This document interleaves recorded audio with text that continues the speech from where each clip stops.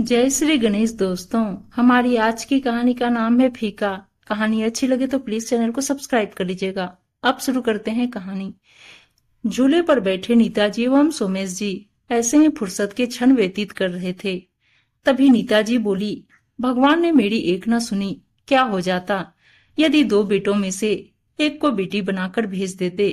कम से कम मुझे समझने वाला कोई तो होता घर में। एक बेटी ही माँ की पीड़ा दर्द समझ सकती है, उसकी खुशी भी बांटती है और पीड़ा भी। तुम तीनों बाप बेटों को तो अपनी अपनी पड़ी रहती है।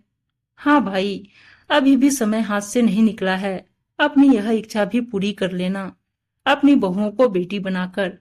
फिर तो दोनों पक्ष बराबर हो जाएंगे। तीन तुम तीन हम।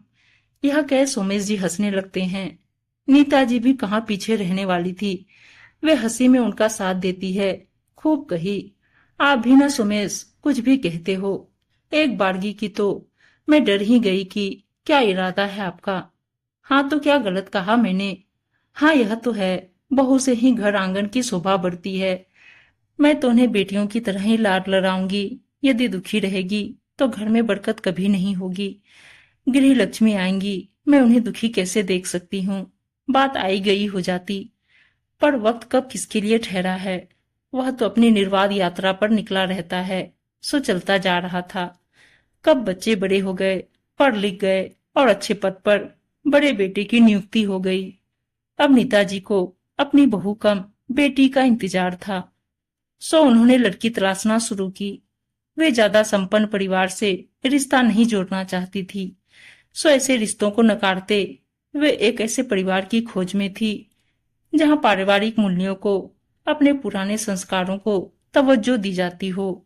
और उन्हें नंदिनी का परिवार और नंदिनी भा गई।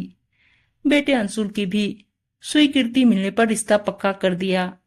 नंदिनी एक पढ़ी लिखी, योग्य, सुंदर, सुशील कन्या थी। नीताजी अपनी बेटी की दबी आकांक्षा उसमें देख रही थी। साथ ही थोड़ी आशंकित भी थी कि कहीं बहू ने उन्हें मां के रूप में स्वीकार नहीं किया तो। शादी हुई और नंदिनी अंशुल की दुल्हन बन नीताजी के दरवाजे पर गृह प्रवेश के लिए खड़ी थी। नीताजी ने आरती उतार अक्षत कलश ढुलकवा कर बेटे बहू का गृह प्रवेश कराया और रस्मों रिवाजों में दोपहर हो गई। नंदिनी रिश्ते की महिलाओं से घिरी बैठी थी। हंसी ठिठोली चल रही थी। किसी को उसकी थकान का ध्यान नहीं था। तभी उसका देवर अंश आकर बोला, भाभी मम्मी ने कहा है कि आप थक गई होंगी, सो मैं आपको आपके कमरे तक छोड़ दूं ताकि आप आराम कर सकें। यह सुन वह मन ही मन चकित हुई कि सासू माँ को उसका कितना ख्याल है और उठकर अंश के साथ चल पड़ी। कमरे में जाकर अंश बोला, भाभी मम्मी ने यह भी कहा कि आप ड्रेस चेंज कर हल्की ड्रेस पहन लें। और वह वापस चला गया। नंदिनी ने तुरंत दरवाजा बंद किया और भारी साड़ी उतारने लगी ताकि कुछ हल्का फुल्का पहन सके। थोड़ी ही देर बाद फिर दरवाजे पर दस्तक हुई। जैसे ही उसने दरवाजा खोला, अंश नाश्ता और जूस लिए खड़ा था। भाभी ये ले लो, आपको भूख लगी होगी, मम्मी ने भेजा है। अब वह सोचने को मजबूर हो गई, ऐसी भी सास होती है। उसकी सहेलियों ने जो किस्से सुनाए थे कि कैसे भूख से वे परेशान हो गई थी, कोई ध्यान रखने वाला ही नहीं था। पर यहाँ तो इतने मेहमानों और कामों के बीच मम्मी जी मेरा पूरा ध्यान रख रही हैं। कहते हैं फर्स्ट इंप्रेशन का प्रभाव जीवन प्रयत्न नहीं भूलता। वही हुआ। नंदिनी अपनी सास की मुरीद हो गई। सब मेहमानों के विदा होने के बाद नीताजी ने उसे अपने पास बिठाया और बोली, नंदिनी तुम्हें असुविधा तो हुई होगी। 4 लोग इकट्ठा होते हैं तो रूटीन सेट नहीं हो पाता। पर बेटा, तुम अब इसे अपना ही घर समझो। तुम एक जनदायनी माँ को छोड़कर आई हो, मुझे भी अपनी माँ ही समझो। कोई भी परेशानी हो बेझिझक मुझसे कह देना। परेशान होने की कोई जरूरत नहीं है। और जिन कपड़ों में तुम कंफर्टेबल हो पहनो, आराम से रहो। और हाँ, सुबह बहुत जल्दी उठने की जरूरत नहीं है, सब आराम से उठते हैं। कमला आकर सब संभाल लेती है। वैसे भी अभी तुम एंजॉय करो, बस केवल परिवार की प्रतिष्ठा का ध्यान रखना। यह कह नेताजी प्यार से उसके सिर पर हाथ फिराकर चली गई। वह सोच रही थी कि यह कुछ दिनों का दिखावा है। क्या सास ऐसी भी हो सकती है मेरी सहेलियों के अनुभवों ने तो मुझे भयभीत कर रखा था। क्या कुछ समय बीत जाने के बाद इनका असली चेहरा सामने आएगा? अभी जल्दी कुछ भी निर्णय नहीं लेना चाहिए। नंदिनी जल्दी ही परिवार में घुल मिल गई, क्योंकि यह स्वयं एक हंसमुख संस्कारित बेटी थी।